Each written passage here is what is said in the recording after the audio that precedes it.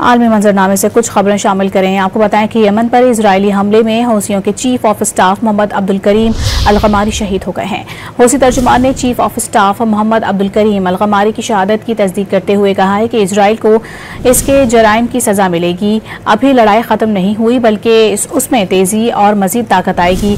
उधर इजरायली वज़ीर दिफा इजराइल का जिसने हमले की जिम्मेदारी कबूल करते हुए कहा है कि मुस्तकबिल में भी हर खतरे के खिलाफ ऐसी ही कार्रवाई करते रहेंगे। आलमी मंजरनामे से कुछ खबरें शामिल करें। आपको बताएं कि यमन पर इजरायली हमले में हौसियों के chief of staff Mohammed Abdul Karim al-Ghamari शहीद हो गए हैं।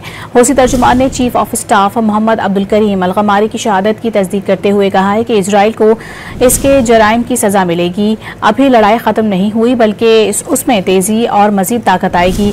उधर इजरायली वज़ीर दिफा इजराइल का जिसने हमले की जिम्मेदारी कबूल करते हुए कहा है कि मुस्तकबिल में भी हर खतरे के खिलाफ ऐसी ही कार्रवाई करते रहेंगे।